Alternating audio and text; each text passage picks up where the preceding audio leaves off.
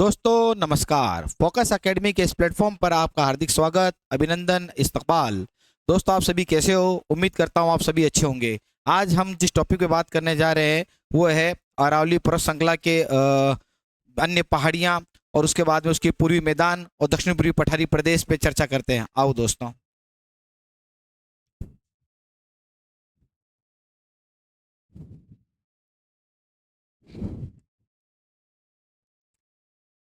दोस्तों हम पहले पूरी जो पिछली क्लासें थी उसमें हमने जब बात की थी, उस पिछली क्लासों में ये देखा था कि राजस्थान के जो भौतिक प्रदेश है,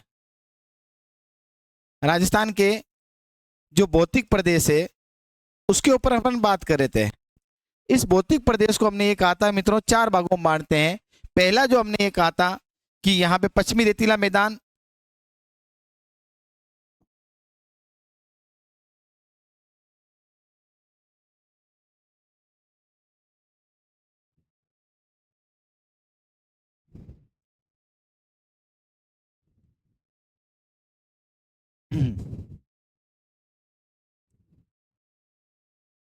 पश्चिमी रेतीला मैदान,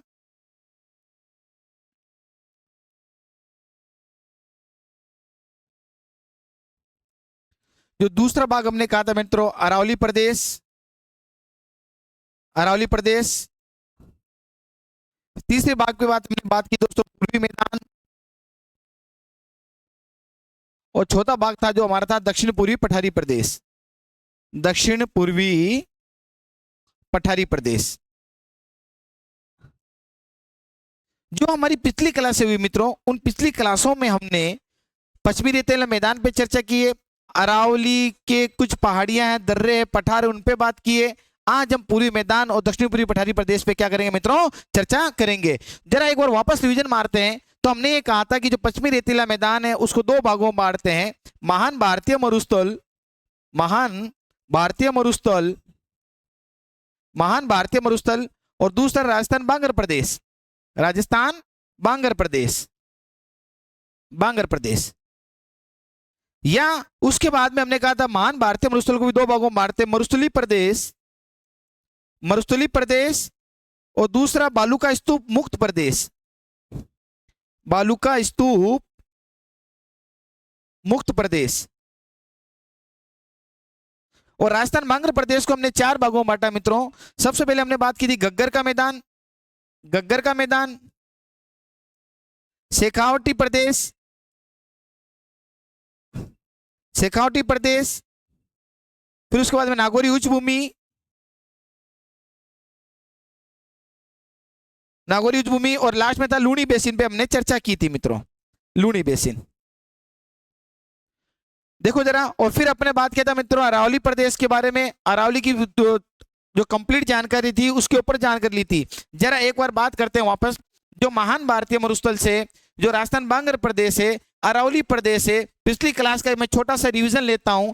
यानी महान भारतीय मरुस्थल था, इसको अपन दूसरे शब्दों में ये कह सकते हैं कि दूसरे वैज्ञानिक इसको सूक्ष्म प्रदेश में कहा गया, सूक्ष्म प्रदेश। और राजस्थान जो बांगर प्रदेश है इसको अर्ध सूक्ष्म प्रदेश भी कहते हैं, अर्ध सूक्ष्म प्रदेश भी कहते हैं, अर्ध सूक्ष्म प्रदेश भी कहते हैं। और जो पश्चिमी रेतीला मैदान में जो सूक्ष्म प्रदेश है उसको दो भागों में बांटते हैं, पहला मरुस्थली प्रदेश, दूसरा बालू का स्तूप मुक्त प्रदेश। और मरुस्थली जो प्रदेश होता है उसे बोलते हैं बालू का स्तूप, बालू का स्तूप युक्त प्रदेश। जरा पिछली क्लासों का अरावली प्रदेश तक एक रिवीजन लेते हैं। तो हमने ये कहा था कि जो मरुस्थली प्रदेश होता है उसको बोलते हैं बालू का स्तूप युक्त प्रदेश, और उसके बाद में बालू का स्तूप मुक्त प्रदेश। जो बालू का स्तूप युक्त प्रदेश होता है यानी पश्चिमी रेतीला मैदान में, हमने ये कहा था कि अनुदैर्ध्य जो स्तूप होते हैं, हम ये कह सकते हैं कि हवा के समानांतर जो स्तूप बनते हैं उसको अनुदैर्ध्य स्तूप बोलते हैं। हवा की विपरीत दिशा में जो स्तूप बनते हैं उसे बोलते हैं अनुप्रस्थ स्तूप बोलते हैं। बरखान जो होते हैं पवनों के द्वारा निक्षेपित अर्धचंद्राकार जो स्तूप होते हैं उसे बरखान कहते हैं, और बरखान के जो विपरीत स्तूप बनते हैं उसे पैराबोलिक कहते हैं। और उसके बाद में हमने ये कहा था कि बरखान की जब पवनों की दिशा बदलती है तो पवनों की हम ये कह सकते हैं कि बरखान की एक दिशा ऊपर से उठ जाती है तो वो क्या कहलाती है? सीफ कहलाती है, हम ये कह सकते हैं। उसके बाद में हमने कहा था नेपखा और सब्र कापिस जब झाड़ियां होती है उस झाड़ियों के पास में जब बालू का स्तूप विकसित होते हैं तो उसे क्या कहते हैं, सब्र कापिस। और झाड़ियों के पीछे जब वे बालू का स्तूप बनते हैं तो उसे बोलते हैं नेपका। इसके अलावा हमने ये बात की थी कि जो पश्चिमी रेतीला मैदान है, इस मैदान में जो मरुस्थलीय प्रदेश है उसकी ओर क्या क्या विशेषता थी, तो हमने कहा था कि राजस्थान के अंदर जैसलमेर में चांदन नलकूप को स्थापित किया गया है, जिसे थार का गढ़ा भी कहा जाता है। और इसी के साथ के अंदर हमने बात की थी कि यहाँ पे हम कह सकते हैं कि पीऊणा प्रकार, एक पीला प्रकार का सांप भी मिलता है। और बालसन भूमि, बालसन जो झील थी, पर्वतों के बीच के अंदर जो झील मिलती है उसे बोलते हैं बालसल झील। और साथ साथ में नखलिस्तान की भी चर्चा हमने की थी कि नखलिस्तान क्या होता है कि मरुस्थलीय क्षेत्र में जल बेसिन के चारों तरफ इधर मान लो हरा भरा जो क्षेत्र कहलाएगा वो क्या कहलाएगा, नखलिस्तान कहलाता है। वही पश्चिमी रेतीला मैदान में हमने पिछली क्लासों में बात की थी कि यहाँ पे बाब बोल्डर क्ले मिलती है। तो बाब बोल्डर जो क्ले होती है हिमानी के द्वारा निक्षेपित बड़े बड़े पत्थर और कंकर होते हैं, उन्हें क्या कहते हैं, बोल्डर कहते हैं। और छोटे छोटे कंकर को उसके कहते हैं दोस्तों क्ले कहते हैं। तो हिमानी के द्वारा निर्मित जो होता है उसे बोलते हैं बाब बोल्डर क्ले, बालसन। इसी प्रकार से हमने चर्चा किया था जो झील है अंकल गांव है, अंकल गांव में वुड फॉसिल्स पार्क को स्थापित किया गया है। तो ये सब चीजें हमने पिछली क्लासों में पश्चिमी रेतीला मैदान में मरुस्थलीय प्रदेश में की थी। उसके बाद में हमने कहा था कि बालू का स्तूप युक्त प्रदेश, बालू का स्तूप जो मुक्त प्रदेश है, जैसलमेर, बाड़मेर और जालोर का मध्य, जैसलमेर, बाड़मेर और जोधपुर का जो मध्यवर्ती क्षेत्र है जहां पे बालू का स्तूप नहीं मिलते तो उसे कहते हैं बालू का स्तूप मुक्त प्रदेश।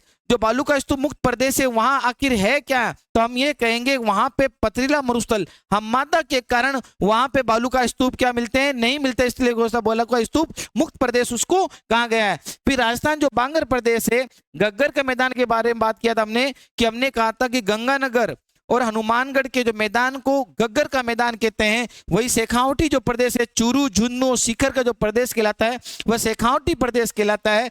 नागौर उस भूमि में हमने कहा था कि नागौर और अजमेर की जो भूमि है उसको ऊपर जो उठी हुई भूमि है उसको कहते हैं कुबड़ पट्टी। और जो कुबड़ पट्टी है वो किसके लिए फेमस होती है, फ्लोराइड के लिए क्या होती है मित्रों, फेमस मानी जाती है। फिर हमने कहा लूणी बेसिन जो है, जहां लूणी नदी का जब प्रवाह होता है, जैसे पाली, जालोर, जोधपुर, बाड़मेर, बालोतरा तक लूणी बेसिन जहां जाता है उसका विस्तार होता है, उसी को कहते हैं लूणी बेसिन। और लूणी बेसिन के क्षेत्र को गोडवाड़ बेसिन के नाम से भी जाना जाता है। तो इस प्रकार से पश्चिमी रेतीला मैदान जो 61.11% होता है, यहाँ 40% जनसंख्या निवास करती है, इसका अध्ययन हम पिछली क्लासों में विस्तारित रूप से कर चुके हैं। बात समझ आया कि नहीं है मित्रों। अब अपन आगे बात करते हैं कि अरावली प्रदेश। तो हमने ये कहा था कि अरावली जो है, इसकी पिछली क्लास में हमने जब चर्चा की थी तो हमने ये बताया था कि जो अरावली प्रदेश है इसकी टोटल लंबाई कितनी है, 692 किलोमीटर है। इसका विस्तार जो है कहां से कहां तक है, तो हमने कहा था गुजरात के पालमपुर से दिल्ली की रायसीन की पहाड़ियों तक इसका विस्तार माना जाता है। और राजस्थान में इसका विस्तार जो है वो 550 किलोमीटर माना जाता है। और राजस्थान में इसका विस्तार जो है सिरोही के खेड़गरमा से झुन्नू के खेतड़ी तक इसका विस्तार माना जाता है। कितना, 550 किलोमीटर। और इस उत्तरी अरावली को हमने, अरावली प्रसंग को हमने कहा था 3 भागों में बांटते हैं। तो पहला हमने कहा था उत्तरी अरावली, फिर उसके बाद में हमने कहा था मध्य अरावली, और फिर उसके बाद में कहा था दक्षिण अरावली। ये कौन सी थी बेटा, उत्तरी अरावली, फिर मध्य अरावली, और फिर उसके बाद में हमने कहा था बेटा दक्षिण अरावली। ये हमने चर्चा कर चुके हैं। और उत्तरी अरावली की सबसे ऊंची चोटी कौन सी थी, रघुनाथगढ़, मध्य अरावली की तारागढ़ और दक्षिण अरावली की गुरु शिखर। इन पे हमने चर्चा आप लोगों के साथ में की थी। और साथ साथ में अरावली पर्वत श्रृंखला की जो विभिन्न चोटियां हैं उनके ऊपर भी हमने विस्तारित अध्ययन किया था। पहली चोटी गुरु शिखर, दूसरी शेर, तीसरी दिलवाड़ा, चौथी जरगा, पांचवी अचलगढ़, फिर कुंभलगढ़, रघुनाथगढ़, फिर उसके बाद में हमने कहा था ऋषिकेश, फिर कमलनाथ, फिर सज्जनगढ़, फिर मोरम घाट। इसी प्रकार से हमने कहा था कि हम खो पर्वत, फिर उसके बाद में सायरा पर्वत, तारागढ़ है ना, रोजा बाकर, ये सब क्या मित्रों इसकी पर्वत श्रृंखलाओं की एक चोटियों की विस्तारित रूप से निकल के आती है। तो हम ये कह सकते हैं कि अरावली प्रदेश की जो प्रमुख चोटियों के बारे में हमने पिछली क्लासों में अध्ययन किया था। फिर उसके बाद में हमने कहा था कि अरावली की जो प्रमुख दर्रे हैं और जो पठार है उनके बारे में भी हमने जानकारी ली थी। जो पठार है, हमने कहा था कि अरावली का जो उड़िया का पठार है राजस्थान का सबसे ऊंचा पठार माना जाता है। फिर आबू पर्वत राजस्थान का दूसरा ऊंचा पठार माना जाता है। फिर भोरात का पठार होता है राजसमंद के, हमने कहा उदयपुर की गोगुंदा और राजसमंद के कुंभलगढ़ के बीच में हम कह सकते हैं कौन सा पठार है, भोरात का पठार है। फिर भोमट का पठार, भोमट जो क्षेत्र है उदयपुर और डूंगरपुर के बीच का क्षेत्र क्या कहलाता है, भोमट कहलाता है। फिर मेसा का पठार कहाँ पे है, चित्तौड़गढ़ में। फिर इसी प्रकार से कांकड़वाड़ी का पठार अलवर में, फ्रांस का पठार भी अलवर में, और लसाड़े की जो पहाड़ियां उदयपुर में। ये राजस्थान के अरावली पर्वत श्रृंखला के पठारों के बारे में हमने क्या ली थी मित्रों, जानकारी ली थी। फिर इसी के साथ में हमने जो चर्चा की थी कि यहाँ के जो दर्रे हैं, इस दर्रे अरावली पर्वत श्रृंखला के जो दर्रे हैं, इन दर्रों के अंदर हमने बताया था कि सबसे पहले हमने कहा था उदयपुर के जो दर्रे हैं, जिसमें क्या होती है, केवड़ा की नाल है, फुलवारी की नाल है, डेबर नाल है, हाथी नाल है, ये सब क्या होते हैं, अरावली के प्रमुख दर्रों में बात किया था। इसी प्रकार से राजसमंद के जो प्रमुख दर्रे थे, जिनमें हमने ये कहा था मित्रों हाथी गुड़ा की नाल है, फिर उसी के साथ में हमने गोरम घाट है, और उसके बाद में हमने कहा था कमली घाट, या हम कह सकते हैं खामली घाट है, और लास्ट में हमने पढ़ा था पगले की नाल। ये जो पगले की नाल है, राजसमंद को किसे जोड़ती है, पाली से जोड़ने का काम करती है। ये पिछली क्लास का मैं रिवीजन दे रहा हूं आप लोगों को मित्रों। तो पाली से जोड़ने का जो काम करती है कौन सी नाल, पगले की नाल, जो मेवाड़ को मारवाड़ से जोड़ती है। इसी प्रकार से ऊपर पाली किधर आते हैं, तो पाली में दो दर्रे हैं, एक तो हमने दो दर्रे, एक तो देसुरी नाल है, एक बर नाल है। जो बर नाल है जो पाली को किससे जोड़ती है मित्रों, ऊपर की तरफ अजमेर से जोड़ती है, और जो देसुरी नाल होती है पाली को राजसमंद और उदयपुर से जोड़ने का काम करती है। इसी प्रकार से अजमेर के अंदर भी दो दर्रे आते हैं, जिसका हम कह सकते हैं दर्रों के अंदर एक तो परवारिया की नाल है, दूसरी सूरा नाल होती है, जो अजमेर और ब्यावर को आपस में जोड़ने का काम करती है। यहां तक की लास्ट क्लास मैंने आपके साथ में ली थी मित्रों। एक तो शॉर्ट आउट मैंने रिवीजन दिया है, उम्मीद करता हूं आपको समझ में आया होगा। आज अपन बात करते हैं कि जो अरावली प्रदेश है, इस अरावली प्रदेश की अन्य जो पहाड़ियां, या हम ये कह सकते हैं कि राजस्थान की जो अन्य पहाड़ियां हैं, उन पे ऊपर आज अपन क्या करते हैं मित्रों, अध्ययन करते हैं। और साथ साथ में अन्य पहाड़ियों के बाद में हम अध्ययन करेंगे राजस्थान पूर्वी मैदान पे और दक्षिण पूर्वी पठारी प्रदेश पे अध्ययन किया जाएगा। तो अब अगली बात करते हैं राजस्थान की अन्य पहाड़ियां कौन कौन सी है, उस पर चर्चा करते हैं मित्रों। तो उम्मीद करता हूं ये मेरा रिवीजन क्लास आपको समझ में आया होगा। आगे बात करते हैं मित्रों, हम ये कह सकते हैं कि राजस्थान की अन्य पहाड़ियां, राजस्थान की अन्य पहाड़ियां, देखो सबसे पहले यदि अपन चर्चा करें मित्रों कि यहाँ पे अब हम मैप से चल रहे हैं मित्रों पूरे पूरा तरीके से।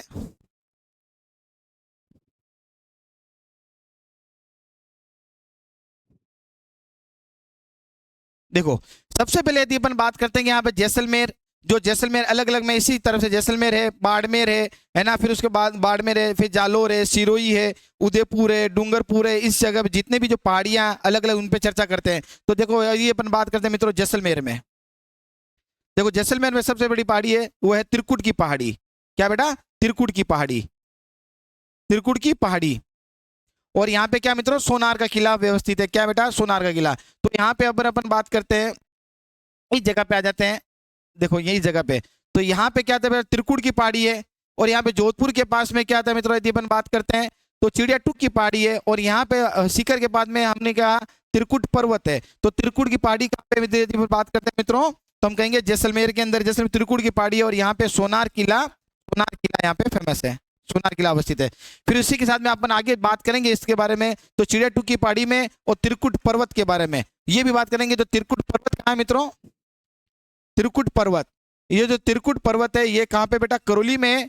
और करौली में कहाँ, इस त्रिकुट पर्वत है कौन से मंदिर है, केला देवी का मंदिर प्रेजेंट है। किसका मित्रों, केला देवी का मंदिर। तो याद रखना जैसलमेर के अंदर पहले बात करते हैं त्रिकुट की पहाड़ी। फिर उसके बाद में देखो ये अपन बात करते हैं मित्रों बाड़मेर में आते हैं। तो बाड़मेर में हम कह सकते हैं कि गोलाकार पहाड़ियां हैं, गोलाकार पहाड़ी या छप्पन की पहाड़ियां। गोलाकार पहाड़ी या क्या मित्रों, छप्पन की पहाड़ी कहाँ पे है, छप्पन की पहाड़ी ये कहाँ पे मित्रों, तो हम कहेंगे बाड़मेर के अंदर है। बाड़मेर के बाद में क्या था मित्रों, हमने पढ़ा था मैप में जालोर। तो जालोर के अंदर आपने पढ़ा है मित्रों रोजा भाकर। जालोर में कौन सी पहाड़ियां हैं, रोजा भाकर, इसराना पर्वत, इसराना पर्वत, जारोल पर्वत, जारोल पर्वत है ना। फिर उसके बाद में हम ये कह सकते हैं कि जालोर के अंदर सुंदा पर्वत, सुंदा पर्वत। जालोर में जसवंतपुरा पर्वत, जसवंतपुरा, जसवंतपुरा पर्वत, ये सब कहाँ मित्रों, जालोर में। तो याद रखना जैसलमेर में त्रिकुट की पहाड़ी, बाड़मेर में गोलाकार पहाड़ी, छप्पन की पहाड़ियां, जालोर में रोजा बाकर, इसराना पर्वत, जारोल पर्वत, सुंदा पर्वत, जसवंतपुरा की पहाड़ियां कहाँ पे मित्रों, जालोर में आते हैं। फिर जालोर के बाद में यदि अपन बात करते हैं मित्रों सिरोही के अंदर, जालोर में सिरोही में अरावली पर्वत श्रृंखला की विभिन्न चोटियां पड़ चुके हैं। और सिरोही में यहाँ पे एक प्रदेश है जिसका नाम है भाकर प्रदेश। बाकर, बाकर क्या होता है, सिरोही के चारों ओर कटक नुमा पहाड़ियां होती है, उबड़ उबड़ खाड़ियां पहाड़ियां होती है, उसे क्या कहते हैं, बाकर। यानी सिरोही के चारों, सिरोही में कटक नुमा पहाड़ियों को क्या कहते हैं बेटा, सिरोही में कटक नुमा पहाड़ियों को भाकर कहा जाता है, कटक नुमा पहाड़ियां। कटकनुमा पहाड़ी को क्या कहते हैं मित्रों? भाकर कहते हैं। क्या कहते हैं? भाकर। कटकनुमा पहाड़ी क्या होती है? ऊबड़ खाबड़ होती है ये। तो कटकनुमा पहाड़ी को क्या कहते हैं मित्रों? भाकर कहते हैं, भाकर। ठीक है ना। फिर सिरोही के बाद में क्या था मित्रों? उदयपुर आता है। जरा उदयपुर में बताइए। तो उदयपुर में हमने कहा था कि यहाँ पे हिरण मगरी, मोती मगरी, हिरण मगरी, मोती मगरी, फिर इसी के साथ में यहाँ पे गोगुंदा की पहाड़ी,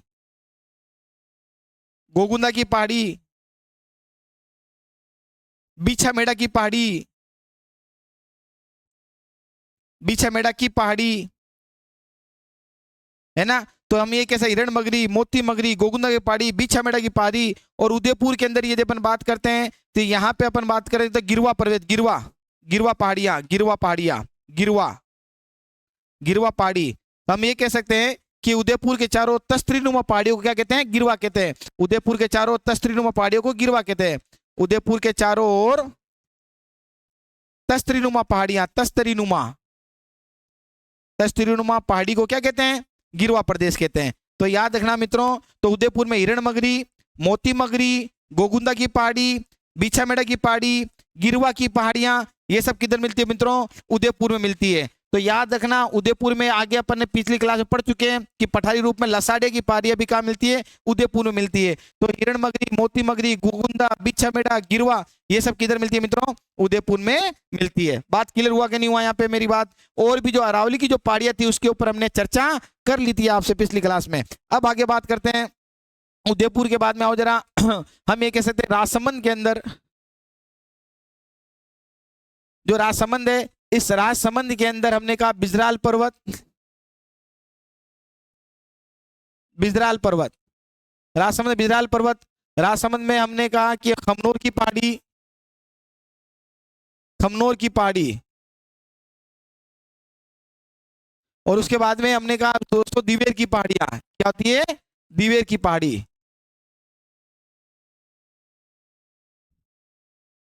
ये कहां पे होती है? राजसमंद में। तो याद रखना मित्रों कि सबसे पहले किसकी बात की थी हमने? जैसलमेर में त्रिकुट की पहाड़ियां है, बाड़मेर में गोलाकार पहाड़ियां हैं, गोलाकार पहाड़ियों को 56 की पहाड़ी भी कहा जाता है। फिर जालोर के अंदर आते हैं तो जालोर में रोजा बाकर है, इसराना पर्वत है, झारोल पर्वत है, सुंदा पर्वत है, जसवंतपुरा पर्वत है। फिर सिरोही में बाकर की हमने बात की थी। फिर सिरोही के बाद में उदयपुर में आते हैं तो हिरण मगरी, मोती मगरी, गोगुंदा की पहाड़ी, बीछा मेड़ा की पहाड़ियां, है ना।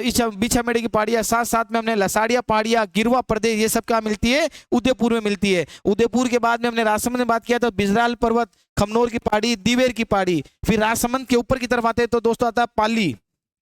तो पाली में काला बुरा डूंगर है, जो काला बुरा डूंगर की पहाड़ी बोलते हैं, काला बुरा डूंगर जो है वो कहाँ पे मित्रों? यदि अपन बात करें तो कहाँ है दोस्तों? पाली के अंदर है। पाली के ऊपर की तरफ चलते हैं तो क्या आता है मित्रों? यदि अपन बात करते हैं तो हम ये कह सकते हैं कि ऊपर की तरफ आते हैं तो पाली के ऊपर आते हैं तो अजमेर की तरफ बात करते हैं। राजसमंद आ गया। हम ये कैसे? रामसमंद, पाली, अजमेर। यहाँ पे अगर बात करते हैं अपन तो अजमेर के अंदर कौन कौन सी पहाड़ियां? तो हम कहेंगे टॉडगढ़ है, नाग पहाड़ियां हैं, है ना, तारागढ़ है। ये सब किधर मिलती है? अजमेर में मिलती है। तो हम ये कहेंगे अजमेर में टोडगढ़, फिर उसके बाद में तारागढ़ और नाग पहाड़ियां, ये सब किधर मिलती है मित्रों? तो हम कहेंगे अजमेर के अंदर मिलती है। तो बात समझ में आया कि नहीं आया? मैं जितनी भी पहाड़ियां हैं उन सब पहाड़ियों का क्या कर रहा हूं मित्रों? आपके साथ में जिक्र कर रहा हूं। फिर उसके बाद में अजमेर के बाद में अगर अपन आगे चर्चा करते हैं तो जयपुर के अंदर आते हैं। तो जयपुर के अंदर कौन कौन सी पहाड़ियां हैं जरा बताना जरा। तो हमने कहा देखो हम ये कहेंगे डूंगरी, जितने भी भीम डूंगरी, हम ये कह सकते हैं कि महादेव डूंगरी, गणेश डूंगरी,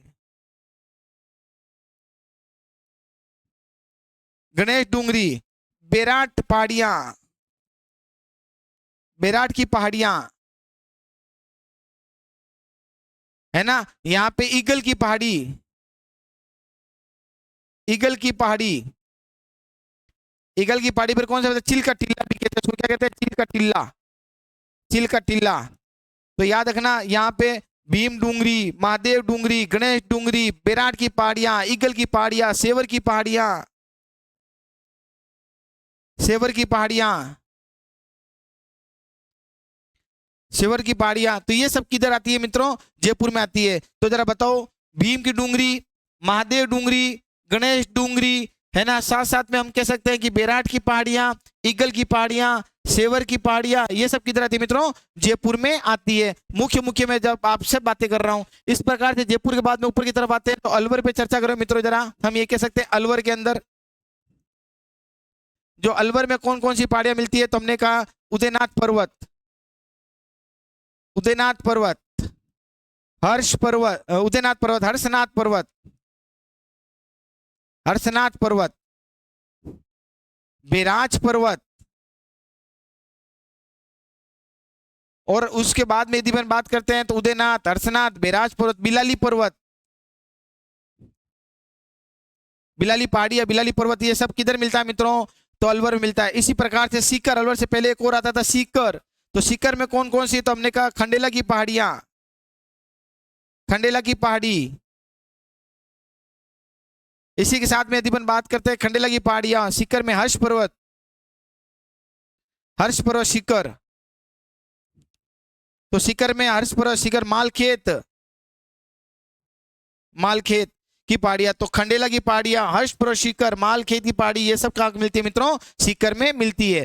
तो हमने देखो एक छोटा सा short out video, short out class ली है, जिसमें हमने कहा दोस्तों जयपुर के अंदर सबसे पहले जैसलमेर की जो पहाड़ियां, फिर बाड़मेर की पहाड़ियां, फिर जालोर की, फिर सिरोही की, फिर उदयपुर की। उदयपुर के साथ में हमने किसके ऊपर अध्ययन किया? उदयपुर के बाद में हमने राजसमंद, फिर पाली, अजमेर, जयपुर, सीकर, अलवर तक हमने अन्य राजस्थान की पहाड़ियों का अध्ययन किया है। आया आपको ये बात मेरी समझ में आई होगी? आगे की जो हमारी जो क्लास होगी उसमें हम राजस्थान के पूर्वी मैदानों के बारे में जिक्र करेंगे और दक्षिण पूर्वी पठारी प्रदेश के बारे में जिक्र करेंगे। दोस्तों अगर आपको ये मेरी क्लास समझ में आई है तो इसको लाइक, शेयर और सब्सक्राइब जरूर करना। Thank you, all the best दोस्तों।